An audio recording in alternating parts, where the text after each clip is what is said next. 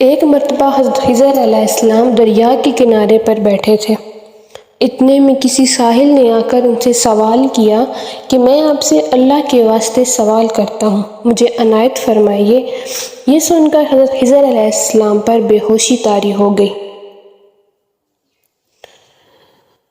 جب کچھ ہوش آیا تو فرمانے لگے، بھائی میں تو صرف اپنی جان اور مال کا مالک ہوں، تم نے مجھ سے اللہ کے واسطے سوال کیا ہے، لہٰذا میں اپنی جان اور ذات تمہارے حوالے کرتا ہوں، تم جس طرح چاہو اس کو استعمال میں لاؤ، بازار میں فروخت کر کے اس کی قیمت سے فائدہ اٹھاؤ۔ شخص صائمہ کے ہاتھ ان کو فروخت کر دیا۔ یہ صائمہ خرید کر ان کو اپنے گھر لے گیا، جس کی پشت پر اس کا ایک باغ تھا۔ چنانچہ صائمہ نے حضرت خضر علیہ السلام کو ایک کدال دے کر کہا کہ سامنے والا پہاڑ جو 3 مربع میل رقبے میں واقع تھا، اس کی مٹی کاٹ کاٹ کر باغ میں ڈال دو۔ اور یہ حکم دے کر صائمہ اپنی کسی ضرورت سے کہیں چلا گیا، اور حضرت خضر علیہ السلام اس پہاڑ سے مٹی کاٹ کاٹ کر باغ میں ڈالنے لگے۔ جب صائمہ گھر واپس آیا تو اس نے گھر والوں سے دریافت کیا کہ کیا تم نے غلام کو کھانا بھی کھلایا یا نہیں؟ گھر والوں نے جواب دیا کہ ہمیں معلوم ہی نہیں غلام کہاں ہے۔ یہ سن کر جب صائمہ خود کھانا لے کر باغ میں آیا تو اس نے دیکھا کہ غلام یعنی حضرت خضر علیہ السلام پہاڑ کی مٹی کاٹ کر ڈال چکے تھے اور اپنے کام سے فارغ ہو کر اپنے مولا حقیقی کی عبادت میں مصروف تھے۔ یہ دیکھ کر ان کو بڑا تعجب ہوا اور اس نے دریافت کیا کہ یہ تو بتائیے کہ آپ کون ہیں؟ یہ بات سن کر حضرت خضر علیہ السلام پر کچھ بے ہوشی سی طاری ہو گئی، اور پھر افاقہ ہونے پر انہوں نے فرمایا کہ بھائی میں خضر ہوں، جس کو سن کر صائمہ کے ہوش اڑ گئے۔ تو نے یہ کیا کیا؟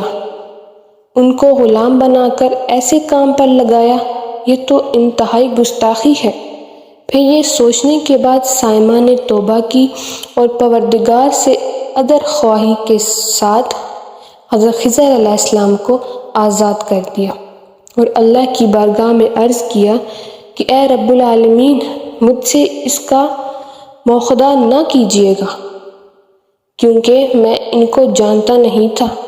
اس کے بعد حضرت خضر علیہ السلام نے دعا فرمائی اور سجدہ شکر بجا لائے کہ میرے پروردگار، میں تیرے ہی حق میں غلام بنا اور تیرے ہی حق میں آزاد ہوا، اس پر تیرا شکر گزار ہوں۔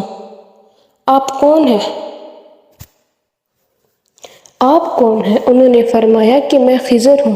اس کے بعد شاذون نے کہا کہ اے خضر علیہ السلام، آپ نے اپنے رہنے کے لیے مکان بنا کر دنیا طلب کی ہے، کیونکہ حضرت خضر علیہ السلام کا دریا کے کنارے پر ایک عبادت خانہ تھا۔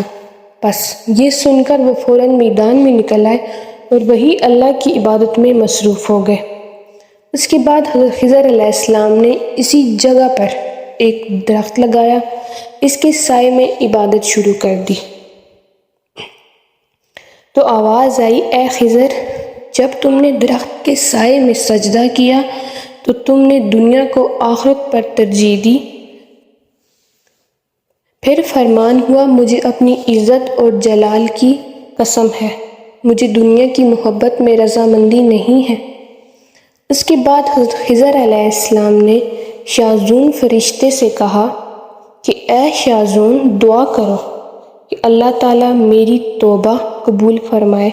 چنانچہ شاذون نے دعا کی کہ اللہ نے شاذون کی برکت سے حضرت خضر علیہ السلام کی توبہ کو قبول فرمایا۔